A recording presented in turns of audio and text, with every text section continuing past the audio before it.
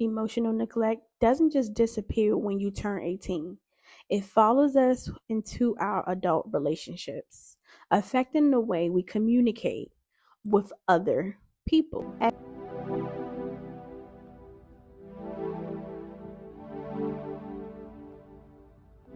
Welcome back to the Black Impact. Today's topic is going to hit deep for many of us. We're going to talk about how childhood neglect shapes our adult relationships. Let's get into it. If you grew up in an environment where your emotional needs were not met, this episode is for you. We are going to explore how those early wounds impact the way we show up in our friendships, romantic relationships, and even in ourselves. So, what is childhood emotional neglect? Childhood emotional neglect happens when your caregiver, parent, guardian fails at giving you the support, emotional support, validation, and attention that a child needs in order to um, develop healthy coping mechanisms, right? So it's not about abuse, right? It's not about abuse. It's about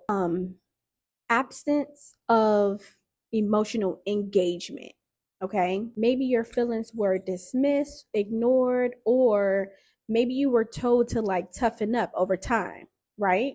This lack of emotional nurturing can leave deep scars, even though it may not always seem obvious. The effects of childhood emotional neglect doesn't just disappear when you turn 18. It follows us into our adult relationships, affecting the way we communicate with other people. As an adult, we might struggle to express our emotions or have trouble recognizing or validating feelings from others. We might find it difficult to trust people, or we might constantly fear abandonment. The worst part is that we don't really recognize that these struggles are linked to our childhood experiences. And the cycle, it just keeps on continuing over and over and over again. So, let's begin and start trying to heal moving forward, guys, right? So let's start breaking those cycles and start healing and moving forward. Okay? Healing from childhood emotional neglect starts with awareness. You have to be aware, right? The first step is recognizing those patterns that are in your adult relationship are connected to your past. Once you start recognizing and acknowledging this, you can start your process of healing. Okay? This may mean learning to express yourself in a emotional healthy way, like setting boundaries in your relationship, right? Or seeking therapy to work through those childhood wounds. This means practicing self companionship, allowing yourself the grace to feel, cry, and be vulnerable, right? Rebuilding emotional intimacy for yourself and for others.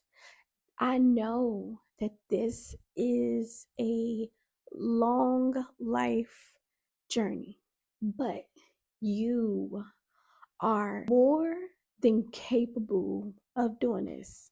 You can do this. You can. If you ever felt emotionally neglected or struggle with this in your relationship, I'm here to tell you that you are not alone. You are not alone. Healing is possible, and it begins with taking ownership of your story. If this episode resonated with you, or if you feel like you need to share it with someone who needs to hear this, remember your emotional well being matters. Okay? It's never too late to heal. Until next time, take care of your heart, nurture your emotions, and I'll see you in the next episode. Bye, guys.